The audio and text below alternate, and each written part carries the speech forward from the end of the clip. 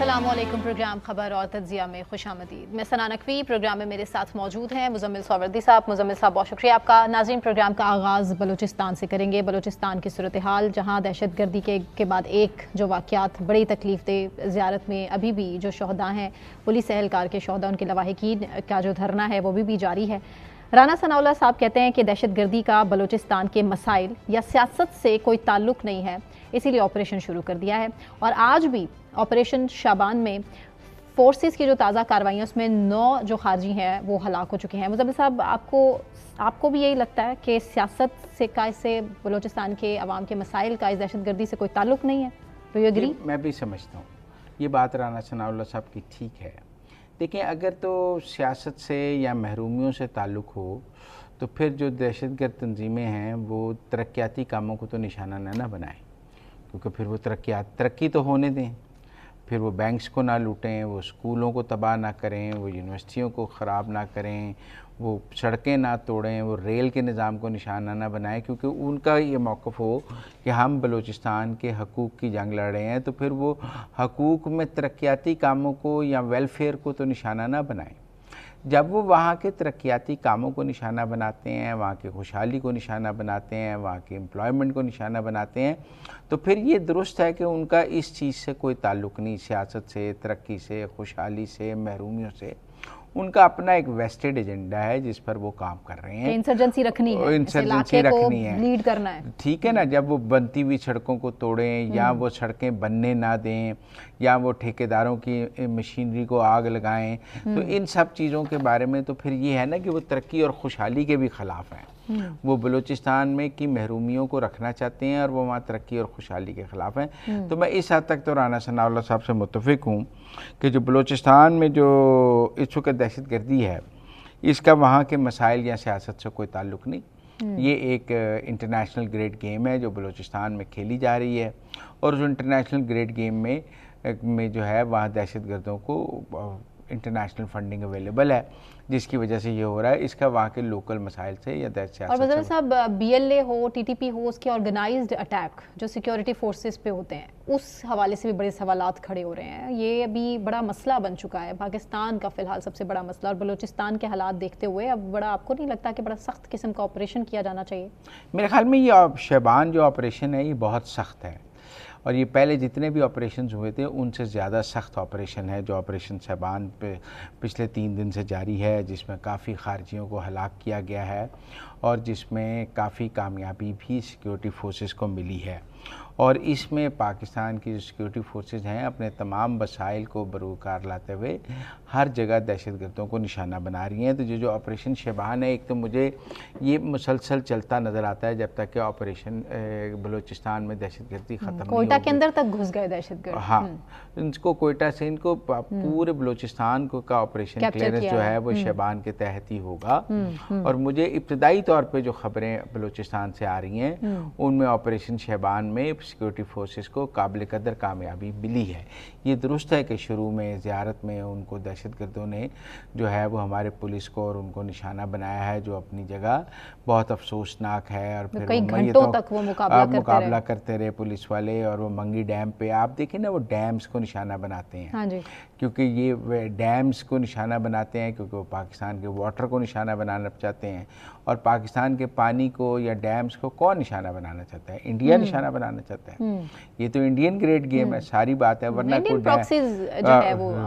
वरना कौन सी दहशतगर्द तंजीम डैमों को तो जंगों में निशाना नहीं बनाया जाता। मतलब आप जंगों में भी डैमों को निशाना नहीं बनाया जाता, गुरीला जंग में भी डैमों को निशाना नहीं बनाया जाता। जब दहशतगर्द डैम्स को निशाना बनाने लग जाएं, खुशहाली को निशाना बनाने लग जाएं, तो फिर उनका इस चीज़ से कोई हकूक़ से कोई ताल्लुक़ नहीं होता। लेकिन मेरे ख्याल में जो ऑपरेशन शबान है इसमें फ़िलहाल पिछले कुछ दिनों में सिक्योरिटी फोर्सेस को काफ़ी कामयाबी मिली है। हमने जो कहा जा रहा था कि पख्तून इलाकों में वो आ गए हैं बलूचिस्तान के और वहाँ उनके स्ट्रॉन्ग होल्ड्स हैं TTP के, वो स्ट्रॉन्ग होल्ड्स हमने काफ़ी हद तक ख़त्म किए हैं। और काफ़ी हद तक जो TTP का बलूचिस्तान के अंदर फुटप्रिंट था उसको हमने कमज़ोर भी नेटवर्क किया को है, कमज़ोर करना अब सबसे कमज़ोर ज़रूरी किया है। है और एलिमिनेट भी किया है।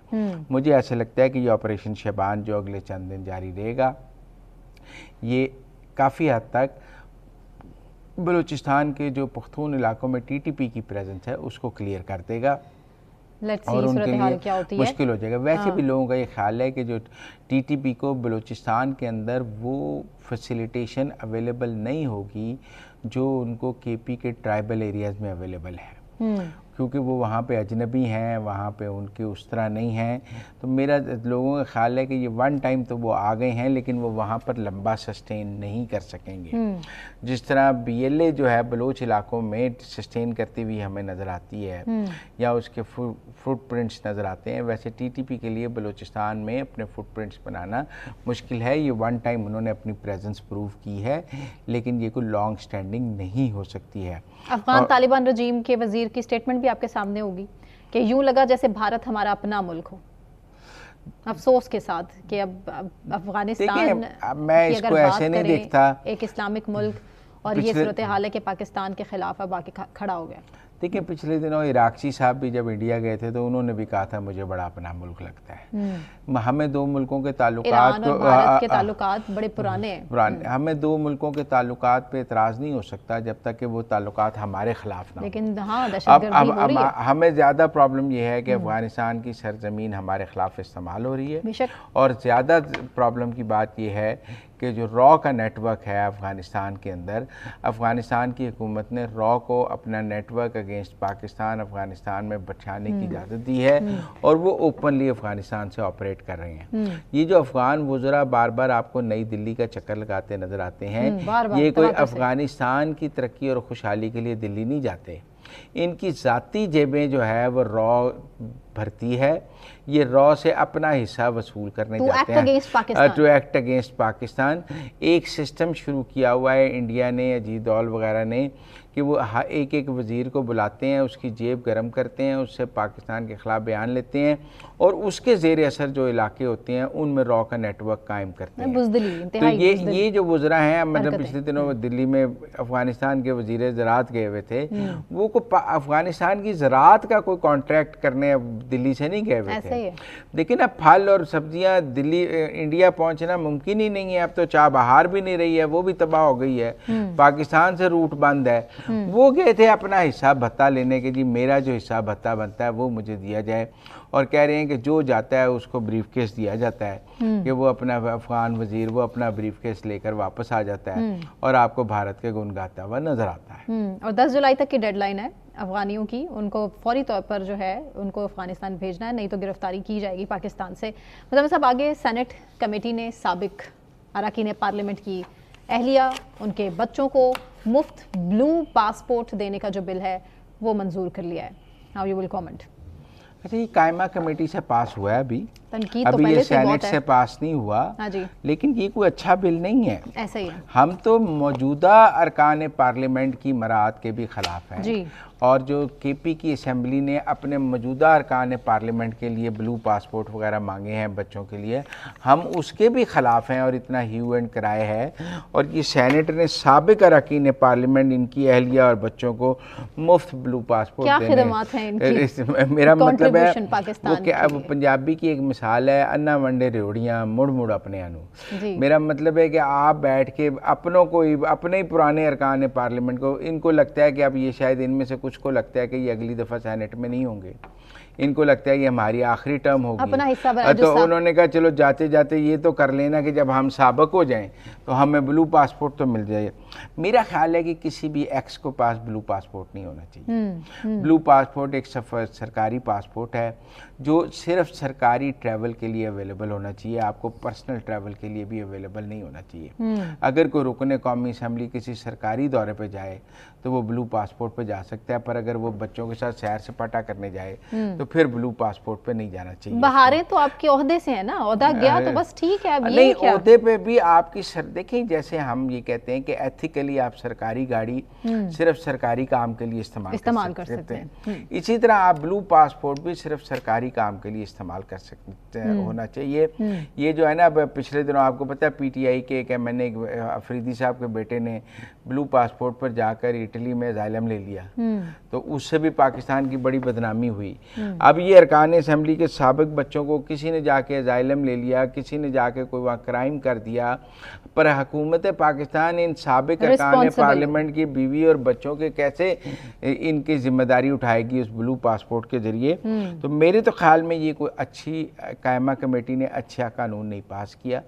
अभी ठीक है, ये सेनेट में पेश होना है, वहाँ पे वोटिंग होगी, हो सकता है सेनेट से ये रिजेक्ट हो जाए। कायमा कमेटी के पास हुए हर कानून का सेनेट से पास होना जरूरी नहीं है। क्या चांसेस क्या है मुजम्मिल साहब, क्या सोर्सेस क्लेम कर रहे हैं? हुकूमती जमातें कायमा कमेटी में अक्सरियत होती है, हुकूमती जमातों की कायमा कमेटी में अक्सरियत होती है, इसका मतलब है पीपल्स पार्टी और नून लीग की इस कायमा कमेटी में अक्सरियत होगी, उनकी सेनेट में भी अक्सरियत है। यूजुअली कायमा कमेटी में पार्टी पॉलिसी के तहत ही वोट डाले जाते हैं। अब क्या पार्टी पॉलिसी ये है, तो मुझे बड़ा अफसोस है कि अगर पीपल्स पार्टी और नून लीग की ये पार्टी पॉलिसी है की हुकूमती इत्तेहाद की या पीटीआई की, मुझे लगता है कि पाकिस्तान के अरकान पार्लियामेंट को अपने रवैये पर नज़रसानी करनी चाहिए। ये वो ना वो जमहूरियत की कोई नेकनामी कर रहे हैं, बल्कि जमहूरियत को कमज़ोर कर रहे हैं। वो उन कुव्वतों को जो जमहूरियत के ख़िलाफ़ हर वक्त राग अलापती हैं, उनके हाथ मजबूत कर रहे हैं ऐसे कानून पास करके या कायमा कमेटी से ऐसी चीज़ें पास करके कि कल को कहा जाएगा कि जी असेंबलियों में तो बंदर बांट लगी हुई थी, असेंबलियों में तो ब्लू पासपोर्ट रेडियो की तरह बांट रहे थे, वो साबिक अरकान को भी बांट रहे थे। मेरा ज़ाती तौर पर ख्याल है कि ये कोई अच्छा प्रेसिडेंट नहीं पास हुआ और कायमा कमेटी को भी रिव्यू करना चाहिए और सियासी जमातों को इसको सेनेट में नाकाम करना चाहिए। It is not a good president, इसकी किसी तरह भी तायीद नहीं की जा सकती। बिल्कुल ठीक। मुजम्मिल साहब, आज़ाद कश्मीर का रुख कर लेते हैं। आज़ाद जम्मू कश्मीर जहाँ इंतखाबात तो 27 जुलाई को हैं, अब लेट्स सी 27 जुलाई को हो भी जाते हैं, क्योंकि हालात तो ऐसे ही इंतखाबी मुहिम भी नहीं हो पा रही है। दूसरी तरफ जो फतेहपुर थकियाला है, वहाँ पर नून लीग के काफिले पर फायरिंग हुई है और इससे पहले भी हमने देखा कि नून लीग के रहनुमाओं को टारगेट किया जा रहा था। एक शख्स जाँ बहक, 2 के जख्मी होने की इतलात हमारे सामने आ चुकी हैं और मुस्लिम लीग नून के जो रहनुमा हैं वो प्रोफेसर क़य्यूम शमी, जिनकी गाड़ी पर नामालूम अफराद ने फायरिंग की है।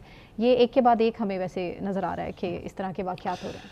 अच्छा देखिए, अब इससे पहले भी मुस्लिम लीग नून के अरकी जो है ना उम्मीदवारान पर उनके ऊपर ऐसा वाक़यात हुए हैं जी, और जिसकी वजह से ऐसी खबरें बनी हैं। अब मुस्लिम लीग नून वाले ये कहते हैं कि हम पर ये हमले पीपल्स पार्टी करी। अब इस पे भी सोशल मीडिया पे यही बात है। अब मुझे नहीं लगता कि पीपल्स पार्टी उनके ऊपर ये हमले करा रही है। कौन है? मुझे लगता है कि ये सियासी बयानिया है मुस्लिम लीग नून का कि वो इस वक्त कालादम एक्शन कमेटी के साथ महाजराई नहीं चाहते हैं, उन पर इल्ज़ाम नहीं लगा रहे हैं। वरना एक छोटे से बच्चे को भी समझ जाए कि पीपल्स पार्टी क्यों मुस्लिम लीग नून के लोगों के ऊपर। आज़ाद कश्मीर का इलेक्शन तो हमेशा पुरअमन इलेक्शन रहा है, वहाँ तो बड़ी सियासी रवादारी रही है, वहाँ तो कभी एक गोली नहीं चलती थी वहाँ के इलेक्शन में। तशद्दुद वहाँ पे तो ये कालादम एक्शन कमेटी लेके आई है ना, और मुझे लगता है कि ये कालादम एक्शन कमेटी के लोग हैं जो चाहे पीपल्स पार्टी के रूप में हों, चाहे नून लीग के रूप में हों, चाहे पीटीआई के रूप में हों, वो किसी भी रूप में हों,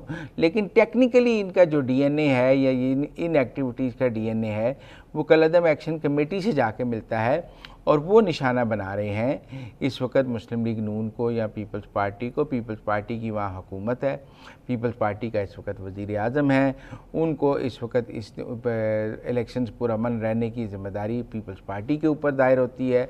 उनको ऐसे वाक़यात की रोकथाम के लिए काम करना चाहिए, लेकिन सिक्योरिटी को यकीनी बनाना चाहिए। हो नहीं सकता कोई तीसरा फरीक भी इसका फ़ायदा उठा रहा हो।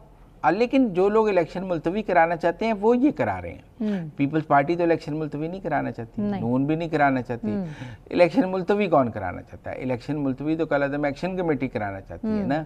तो लिहाजा मुझे ऐसे लगता है कि ये जैसे जैसे इलेक्शन करीब आ रहा है, हमने कल भी अपने प्रोग्राम में कहा था कि वो इलेक्शन के करीब खून खराबा चाहते हैं और वो तसादुम चाहते हैं ताकि किसी न किसी तरह इलेक्शन को मुलतवी कराया जा सके। जबकि दूसरी तरफ रियासत की ये कोशिश है कि वोटकम में हालात कुछ भी हों, इलेक्शंस बर वक्त होने चाहिए। मुझे ऐसा लगता है कि इलेक्शंस को रुकवाने के लिए इस तरह कैंडिडेट्स पर, उनके सपोर्टर्स पर फायरिंग कराई जा रही है ताकि किसी न किसी तरह आज़ाद कश्मीर के इलेक्शन को मुलतवी कराया जा सके। जबकि दूसरी तरफ रियासत का ये फैसला है कि कीमत कुछ भी हो, इलेक्शन बर वक्त हो। इलेक्शन हर सूरत होंगे, बर वक्त होंगे, और जो कुल तादाद वोटर्स की है 23,50,000, वो अपना के राह दही इस्तेमाल करेंगे। ब्रेक लेते हैं। ब्रेक से वापस आने के बाद हम अमेरिका और ईरान की जो ताज़ा तरीन सूरत हाल है उसको जिक्र करेंगे। साजिद आरब भी हमें ज्वाइन करेंगे, हमारे साथ रहिए।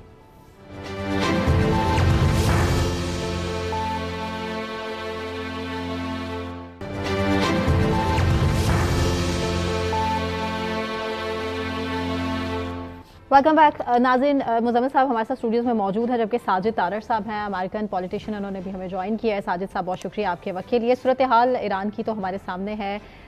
ईरान अमेरिका कशीदगी कम करवाने के लिए वज़ीर आज़म भी मुतहरिक हैं। इसके अलावा ईरानी सदर और अमीर कतर से भी राब्ते हो रहे हैं, जबकि अब्बास इराक़ची साहब आला सतह वक्त के साथ ओमान में पहुंच चुके हैं। ओमान के साथ क्या मामलात तय पा रहे हैं, ये भी बड़ी गौर तलब बात है। डोनाल्ड ट्रंप साहब भी एक तरफ कहते हैं कि 1000 मीज़ल्स ईरान की जानिब निशाना बांधे खड़े हैं, जबकि दूसरी तरफ ईरान कहता है कि हमने मुज़ाकरात की जारी रखने की कोई दरख्वास्त ही नहीं की है। ऐसे में कैसे पीस एग्रीमेंट आगे चलेगा? साजिद तारड़ साहब, एक ये भी कहा गया है कि ईरान जो है वो रिटर्न गारंटी दे कि आबनाए हुर्मुज़ से जो मैरीटाइम ट्रैफिक है उसका फ़्लो जो है वो बग़ैर रुकावट के चलेगा। तो आपको लगता है ईरान ये रिटर्न गारंटी दे देगा? देखिए, दो चीजें अर्ज करना चाहूंगा मुजम्मिल भाई। इस वक्त दोनों तरफ से जज्बात जो हैं वो, एक तो देखिए ना, जो ईरान के अंदर तदफीन हुई सुप्रीम लीडर की, और जो वहां पे नारे और जो जज्बात हैं, अल्टीमेटली प्रेसिडेंट ट्रंप साहब ने भी उनको बैलेंस करना है, और उसमें साथ इजराइल उनकी मदद के लिए खड़ा है। इंटेलिजेंस रिपोर्ट एक शरारत उन्होंने कर दी है कि आपके ऊपर असैसिनेशन अटेम्प्ट होगी। तो अल्टीमेटली वो जिस तरीके से जो मंजरनामे दुनिया के हर टेलीविजन के ऊपर चले तदफीन के सुप्रीम लीडर के, अल्टीमेटली उन जज्बात को बैलेंस करना है। अमेरिकन बेस जो है उसको एनर्जाइज करना है। 1000 मिसाइल का अब टारगेट बनाना है। अवाम को बताना है कि हम फुल फ्लैज वार में हैं। अगर हम ईरान को ना छेड़ते ना हमले करते तो वो हमारे साथ क्या करता, तो जस्टिफाई करना है। इलेक्शन पास्टरिंग हो रही है, दर हकीकत जज्बात को बैलेंस करने की कोशिश की जा रही है। इससे ज्यादा कुछ भी नहीं है मेरे ख्याल में। हाँ, ये जरूर बात है कि ईरान जो है उसको, वो ईरान के जज्बात, ईरान का कॉन्फिडेंस जो है आसमान को छू रहा है, क्योंकि उन्हें पता चल चुका है कि जंग की जो पावर्स हैं वो कांग्रेस ने वापस ले ली हैं, और उसके बाद 60 डेज भी गुजर चुके हैं। उन्हें ये भी पता है इलेक्शन सर पे, और जंग अमेरिका के अंदर ये अनपॉपुलर है या पॉपुलर नहीं है। तो मेरे ख्याल में ये दोनों तरफ से, मैंने जिस तरह पहले कई दफा अर्ज किया है कि जंग एक है, 3 मुल्कों ने जीतना है। इसमें इजराइल ने भी जीतना है क्योंकि अक्टूबर में इलेक्शन है, इधर नवंबर में इलेक्शन है, और दूसरी तरफ पासदारान इनकलाब ने भी वही रहना है। उन्होंने भी अपनी कौम को दोबारा तैयार करना है। शहादत या गाजी, ये चीजें आपको पता है पिछले 45 साल से चल रही है वहां पे। तो दर हकीकत पास्टरिंग जारी है, और हम दूसरी दुनिया जो है, हमारे जैसे लोग जो है वो दर हकीकत इस दरमियान में कंफ्यूजन का शिकार हैं कि क्या हो रहा है। लेकिन मैं समझता हूं कि मामला मेन फ्रेमवर्क तय हो चुका है, उसके ऊपर आगे पीछे होके चलता रहेगा। जिस तरह के कहते हैं जंग बंद है, झड़पें जारी है, ना अमन है ना जंग है, बस इस तरह की सूरत हाल है। मेरे ख्याल में this will be the new norm. नहीं तो ये पिछले दिनों जो अमेरिका ने बमबारी की है वो तो कांग्रेस की अप्रूवल के बगैर ही की है ना। तो इसका मतलब कोई बमबारी करने के लिए, कुछ करने के लिए तो ट्रंप को कांग्रेस की अप्रूवल नहीं चाहिए। कांग्रेस बेईमानी है उस मामले में। नहीं, उसमें देखें, मैंने आपको पहले भी शायद एक दफा मुजम्मिल भाई कहा था कि जंगें करने के लिए, शरारतें करने के लिए बहाने हजार। उसमें अब ये चाहे इसको आप सेल्फ डिफेंस कर लें या आप इसको कहें कि हमारे एला कतरी शिप के ऊपर हमला था, लेकिन जरा देखें हमलों की नौयत देखें। मैं हैरान हूं इस चीज पे। 170 हमले किए गए हैं, 170 हमले, लेकिन देखें उसमें से सिर्फ जो लोग हैं सिर्फ 14 मारे गए हैं। साइली कोस्टल इलाकों के ऊपर हमले किए गए हैं कि बिल्कुल सोच के देख के ताकि कोई शख्स इसमें कोई ज्यादा जानी नुकसान ना हो। तो मेरे ख्याल में अगर देखा जाए तो ये हमले भी ऐसे ही है, पास्चरिंग का हिस्सा है, दोनों तरफ से पास्चरिंग हो रही है। This is what I believe in. और ये जो आपको लग रहा है कि दोबारा मुज़ाकरा, एक दिन तो डोनाल्ड ट्रंप साहब ने कह दिया था ना कि मुज़ाकरात ख़त्म, MOU ख़त्म, लेकिन अब वो कह रहे हैं दोबारा करने हैं, और अब कह रहे हैं कि 15 तारीख से दोबारा मुज़ाकरात की बात भी हो रही है। तो ये डोनाल्ड ट्रंप साहब अपनी बात से वैसे तो कई दफ़ा मुकरे हैं, अब फिर मुकर गए हैं, और अब वो कहते हैं मुझे ईरान ने कहा है, ईरान कहता है हमने नहीं कहा। आपको लगता है 15 तारीख को मुज़ाकरात मुमकिन हो जाएंगे? बिल्कुल, मैं समझता हूं कि ये मुज़ाकरात होंगे। इस वक्त हमारे फील्ड मार्शल साहब राब्ते में हैं, शहबाज शरीफ साहब राब्ते में हैं, जो दूसरे सालिस हैं इस एग्रीमेंट के, सारे उनके साथ राब्ते में हैं। मैं जहां तक देख रहा हूं कि मुज़ाकरात आगे बढ़ेंगे। मेमोरेंडम ऑफ अंडरस्टैंडिंग खत्म, सीज फायर खत्म, लेकिन डायलॉग जारी करेंगे। इसके बगैर मेरा ख्याल चॉइस नहीं है, आगे बढ़ना है। ईरान ने जो हासिल करना था उन्होंने कर लिया है। उन्होंने दुनिया को बता दिया है कि रजीम चेंज करना तो बहुत दूर की बात है, रजीम पॉपुलर है। 100 से ज्यादा लीडरान इस वक्त ईरान के अंदर मौजूद हैं, बैन अल-अक़वामी दूसरे ममालिक से। तो मेरे ख्याल में जो ऑब्जेक्टिव ईरान ने हासिल करना था वो कर लिया है, और अमेरिका अपने अवाम के साथ कैचअप करने की तैयारियां कर रहा है, क्योंकि इलेक्शन सर पे है और ये कैंपेन का हिस्सा है, ये मिड टर्म इलेक्शन कैंपेन का हिस्सा है। ट्रंप की MBS से बात हुई है आज, और इसको आप कैसे देखते हैं, MBS ट्रंप बातचीत? देखिए, इस वक्त अगर देखा जाए तो कई मंजरनामे पे चीजें आ रही हैं। कैनेडियन सदर का सऊदी अरेबिया का दौरा, उनकी स्टेटमेंटें, फिर उसके बाद MBS का मैंने देखा सऊदी अरेबिया बड़ा काम क्वाइट होकर साइड लाइन पे चीजों को वॉच कर रहा है। टर्की का दौरा प्रेसिडेंट ट्रंप साहब का, अंकरा का, F-35 टर्की को देने, ये सारी चीजें बड़े closely. Saudi Arabia is playing very mature game मेरे ख्याल में, जहां मैं देख रहा हूँ। और जिस तरीके से उन्होंने हमारे फील्ड मार्शल साहब की बात सुन के इस जंग का हिस्सा ना बनने का फैसला किया, बड़ा बड़ा सही फैसला था उनका। सऊदी अरेबिया का कद काठ पहले से बहुत बड़ा हो चुका है इस रीजन के अंदर। और आप देखते हैं कि ये जो MOU के बाद कोई पीस एग्रीमेंट हो जाएगा, या बात MOU तक रहेगी, पीस एग्रीमेंट भी नहीं होगा, झड़पें भी होती रहेंगी और चीज़ें भी चलती रहेंगी? नहीं, मेरे ख्याल में पीस एग्रीमेंट होगा और झड़पें भी जारी रहेंगी। उसकी वजह यह है कि अगर मैं ये अर्ज करना चाहूं कि अमेरिका का ऑब्जेक्टिव चाइना को तंग करना है, चाइना की सप्लाई लाइन को रोकना है, चाइना के असर और सूख को कम करना है, तो अल्टीमेटली उसके लिए दुनिया के कहीं ना कहीं ट्रबल जारी रहेगी, चाहे यहाँ हो, चाहे साउथ अमेरिका हो, चाहे यू नेवर नो। जिस तरह मैंने आपको कहा है कि प्रेसिडेंट ट्रंप का साहब के विश लिस्ट के ऊपर अफगानिस्तान की जो बटग्राम एयर बेस है वो भी है। इस तरह की चीजें इस रीजन के अंदर आप मुसलसल होते देखते रहेंगे। चाइना को कंटेन करना एक इस वक्त number 1 priority of American foreign policy. आपको लगता है डोनाल्ड ट्रंप ये यकीन रखते हैं कि ईरान उन्हें असैसिनेट करना चाहता है, या ये भी पोस्चरिंग है? पोस्चरिंग है, एब्सोल्युटली। उसकी वजह यह है कि सोर्स पीछे इजराइल है, और इजराइल एक स्पॉइलर है। और इसमें दूसरा, आपको पता है ईरान के पास कोई ऐसी कैपेसिटी नहीं है कि वो अमेरिका मेन लैंड को थ्रेट कर सके। तो मेरे ख्याल में this is what my observation is, जो उन्होंने हुक्मनामा दिया कि 1000 मिसाइल 1 साल के लिए तैयार रहेंगे। तर हकीकत, जिस तरह मैंने आपको पहले अर्ज किया है कि जितने जज्बात ईरानी कौम की हैं, प्रेसिडेंट ट्रंप भी बैलेंस करने की कोशिश कर रहे हैं, ताकि अमेरिकन भी पंप अप हो और बाहर निकल के मिड टर्म इलेक्शन में वोट डालें और रिपब्लिकन पार्टी को जिताएं। साजिद साहब, आखिरी रसूमात के दौरान जिस तरह से अवाम का गम और गुस्सा था, वो तो ज़ाहिर इंटरनेशनल मीडिया ने रिकॉर्ड किया है, उस हवाले से भी आपको लगता है कि डोनाल्ड ट्रंप साहब के ऊपर बड़ा प्रेशर होगा?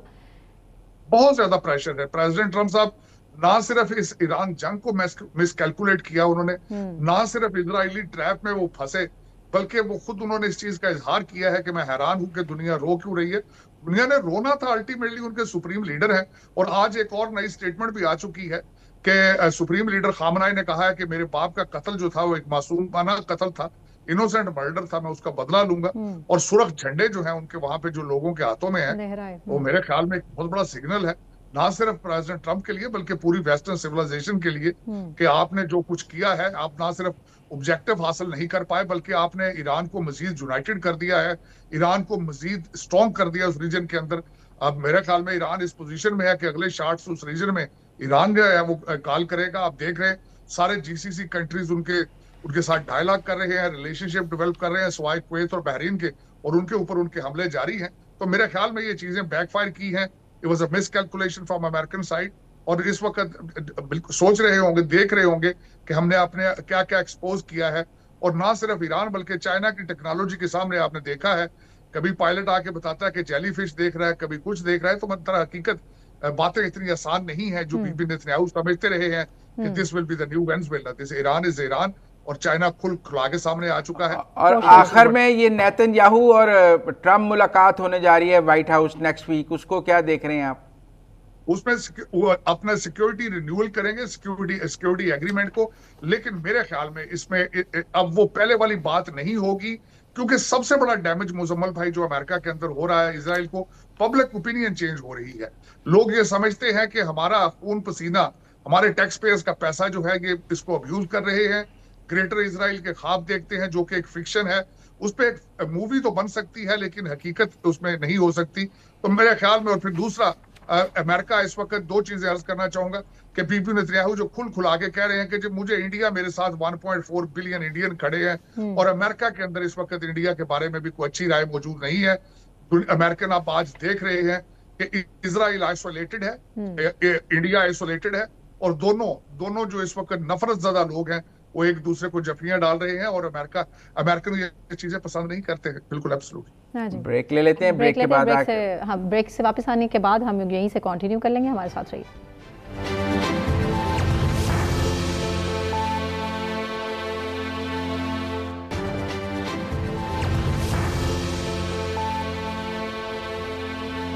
वेलकम बैक नाजरीन। अमेरिकन रुकन कांग्रेस की ट्रंप की ईरान पॉलिसी पर शदीद तनकीद भी सामने आ गई है। मुजम्मिल साहब, ओवर टू यू। ये save America bill pay Trump और कांग्रेस की लड़ाई चल रही है, और कांग्रेस जो है वो सेव अमेरिका बिल पास नहीं हुआ, और ट्रंप कहते हैं मैं इसको नहीं करूंगा। क्या कहानी है, ज़रा हमारे नाजरीन को बताइए ना। देखिए मुजम्मल भाई, सबसे पहले तो मैं अर्ज करना चाहूंगा, मैं खुद एक पॉलिटिकल साइंस का स्टूडेंट हूं। जब आप एक सिस्टम क्रिएट करते हैं और टाइम के साथ, टेक्नोलॉजी की ग्रोथ के साथ, सोशल मीडिया ग्रोथ के साथ, जब उसको आप रिफॉर्म नहीं करते, वो आगे नहीं बढ़ पाता, उनमें क्रैक्स आ जाते हैं। इसी वजह से आज अमेरिका, जहां पे 250 साल की जमहूरियत की हिस्ट्री मौजूद है, जमहूरियत मजाक बन चुकी है। मैं अर्ज करना चाहूंगा कि अब आप यहाँ पे जहाज पे, ट्रेन पे ना टिकट ले सकते हैं, ना ट्रेवल कर सकते हैं, लेकिन वोट डालने के लिए आपसे आपकी आईडी, कोई शनाख्ती कार्ड, कोई चीज नहीं पूछी जाती, और यही एक सबसे बड़ी वजह है। और डोनाल्ड ट्रंप साहब इस वक्त भरपूर उसको सपोर्ट कर रहे हैं, क्योंकि वो खुद इस चीज के विक्टिम है। विक्टिम इसलिए है, मुसलसल ना सिर्फ प्रेसिडेंट ट्रंप बल्कि कई अमेरिकन ये समझते हैं कि 2020 के इलेक्शन में धांधली हुई थी, जो बाइडेन एक धांधली के जरिए प्रेसिडेंट बने थे, और उसमें अर्ज भी ये करता चलो, उस वक्त कोविड की वजह से मेल इन वोटिंग थी और उसके ऊपर धांधली के कई शवाहिद मिले। लेकिन आज भी डेमोक्रेट पार्टी कहती है ना शनाख्त पूछी जाए, और आज भी मेल इन वोटिंग की जाए। और दर हकीकत मैं एक छोटी सी मिसाल देना चाहूंगा। आज से कुछ चंद हफ्ते पहले कैलिफोर्निया का इलेक्शन हुआ है, और देखें, फर्स्ट वर्ल्ड है, अमेरिका के अंदर हर चीज कंप्यूटराइज है, लेकिन 2-2, 3-3 हफ्ते रिजल्ट नहीं सामने आता रहा, वोटों की गिनती होती रहे। तो दर हकीकत इसको रिफॉर्म करना अमेरिका की बका के लिए जरूरी है। इस वक्त जमहूरियत वैसे ओवरऑल मुजम्मल भाई पूरी दुनिया के अंदर जवाल में है, डेमोक्रेटिक वैल्यूज नीचे जा चुकी हैं, नालायक लीडरान की वजह से ब्यूरोक्रेसी नहीं। ट्रंप चाहते हैं कि वोट डालने के लिए कोई ना कोई आईडी जरूर होनी चाहिए, ट्रंप ये चाहते हैं। बिल्कुल। और वो मेल वोटिंग का खात्मा चाहते हैं, और वो सिर्फ कहते हैं कि सिर्फ अमेरिकन सिटीजन्स के पास हक है कि वो वोट डालें। तो दर हकीकत इन्हीं चीजों को डेमोक्रेट पार्टी जो है वो सपोर्ट नहीं करती। उसकी मिसाल 24 मिलियन इलीगल लोगों को बुलाना, फिर उनको, इनका प्रोग्राम था कि इनको ग्रीन कार्ड दिए जाएं जल्द से जल्द, और फिर ये भी एक इनका मंसूबा था कि सिटीजनशिप की शर्त खत्म करके ग्रीन कार्ड के ऊपर ही वोटिंग राइट्स दे दिए जाएं। तो दर हकीकत एक मंसूबा है डेमोक्रेट पार्टी का कि किस तरीके से रिपब्लिकन पार्टी को खत्म किया जाए और पूरा अमेरिका जो है वो वन पार्टी रूल बने। और मैं समझता हूं कि अगर वो होगा तो फिर जमहूरियत का कांग्रेस कहां खड़ी है, अमेरिकन कांग्रेस और सेनेट? देखें, इस वक्त मेजॉरिटी कांग्रेसमैन, सेनेटर ये समझते हैं कि ये ठीक है, लेकिन अमेरिका के अंदर कांग्रेस इस तरह बिहेव करती है कि नेगोशिएट करते हैं, कुछ लेते हैं कुछ देते हैं। अब आपने देखा होगा कि प्रेसिडेंट ट्रंप ने एक हाउसिंग बिल, जो कि डेमोक्रेट जिसमें ज्यादा वो समझते थे कि अफोर्डेबल हाउसिंग दी जाए, इस तरह की चीजें स्टेप लिए जाए, तो उस पर नेगोशिएट कर रहे थे प्रेसिडेंट ट्रंप, और उन्होंने उस बिल को साइन करने से इनकार कर दिया। और बिल्कुल इसी तरीके से, लेकिन ज्यादातर सेनेटर और कांग्रेसमैन रिपब्लिकन वो प्रेसिडेंट ट्रंप साहब की इस चीज को सपोर्ट करते हैं।